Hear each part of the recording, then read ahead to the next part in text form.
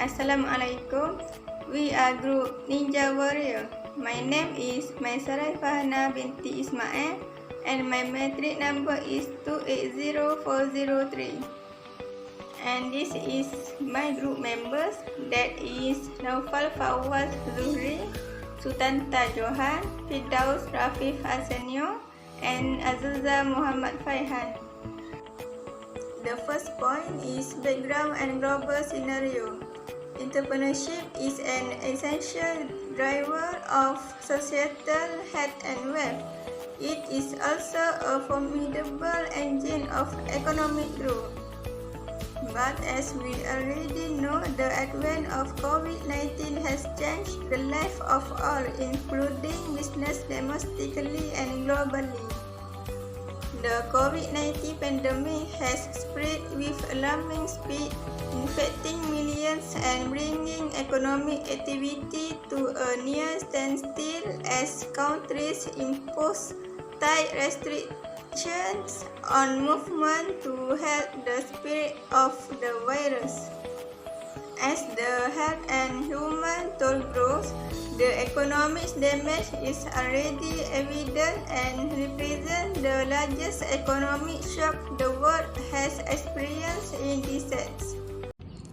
My name is Naufal Fawwaz Zuhri. My matric number is 268914. I'm from Group Ninja Warrior and I'm going to talk about the global impact on entrepreneurs.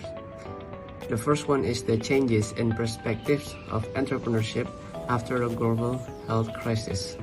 Without a doubt, COVID-19 has had a significant impact on entrepreneurship.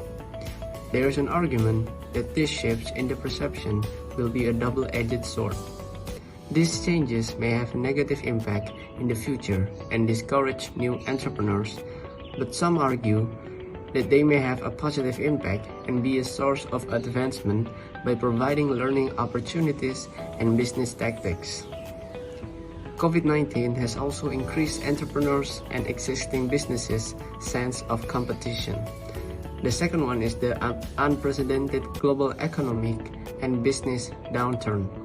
The global economy is a slump as a result of drop in entrepreneurship and business activity.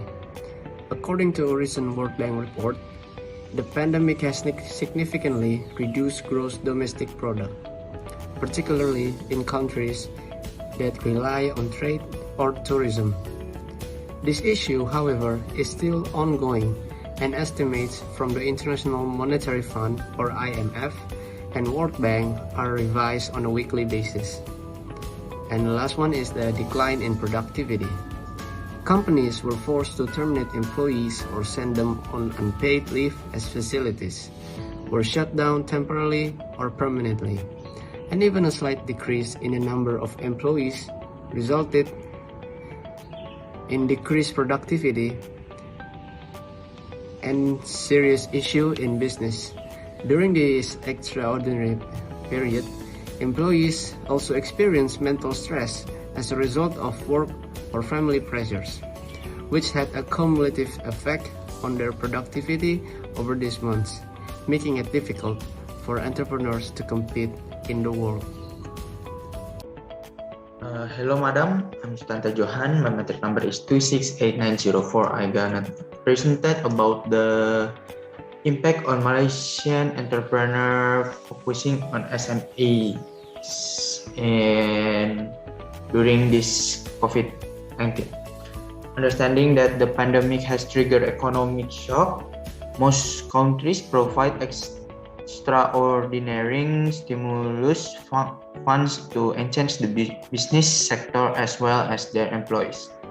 For the Malaysian government, a stimulus package known as the Faihan Economic Stimulus Package was launched on 26 March 2020. From the Prime Minister's speech, an estimates 3.3 billion ringgit Malaysia has been allocated to assist small, medium, and enterprise in maintaining the domestic business, employment, and investment operation.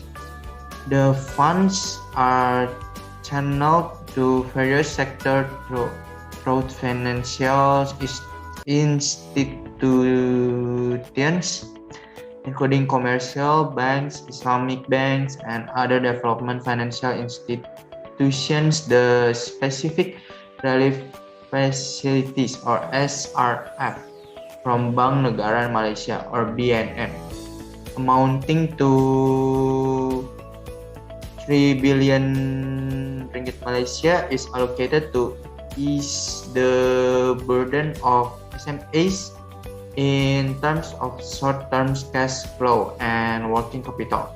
The loan package is equipped with a financial rate of 3.75% per annum, including a guarantee fee by Credit Guarantee Corporation or CGC reserved for SMEs with a maximum shareholder fund of 5 million. Prime Minister's Office of Malaysia 2020.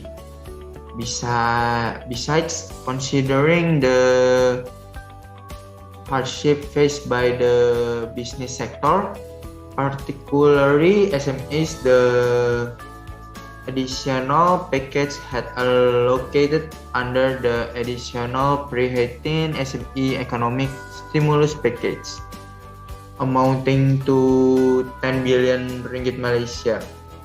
And that's all for me. I'm gonna pass it to another presenter. My name is Azzulfa Faihan and my metric number is 268811. So SMEs have often been more affected than the large firms by the COVID-19 crisis, which has exposed their greater vulnerability. The following reasons explain such impact.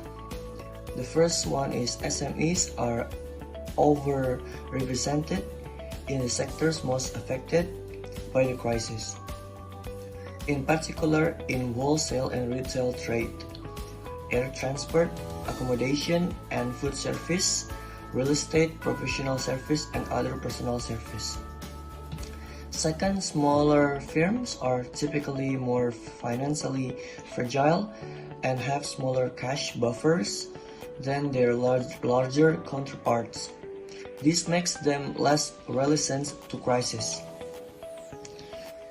The third is small companies have weaker supply chain capabilities than their larger counterparts. SMEs integrated into global value chains or GVCs, either directly or indirectly, were impacted faster and harder from supply chain disruption than larger firms. SMEs generally have smaller inventories and suppliers network, making them more vulnerable to supply chain disruptions and price increase.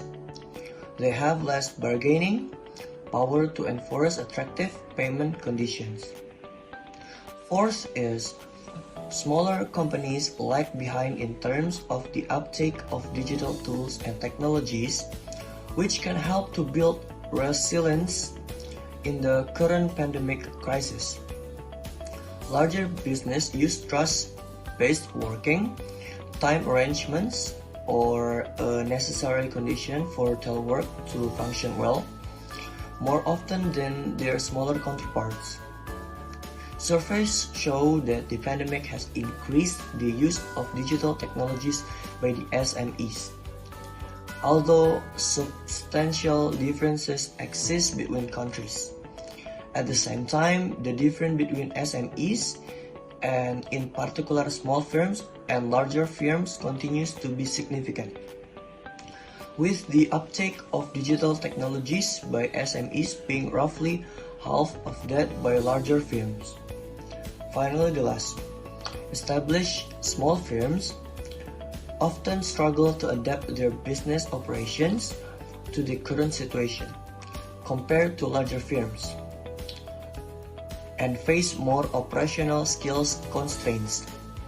For example, SMEs are less likely to have managerial capability to comply with new regulatory frameworks to guarantee customers and employees' safety, Similarly, SMEs are less likely to innovate both in process and in goods and services compared to their larger counterparts and to startups. That's all. Okay, thank you for my friends. My name is Firdaus Rafif Arsenio and my matrix number is 268711. The last is conclusion. The video present analysis of the impact of COVID-19 on SME and entrepreneurs, and of the SME and entrepreneurship policy response by government around the world. 1 year since the start of pandemic, it aims to identify challenges and lessons learned during the first year of the pandemic to support effective and efficient SME and entrepreneurship policy response in the coming period. Okay, that's all from our video. Thank you very much.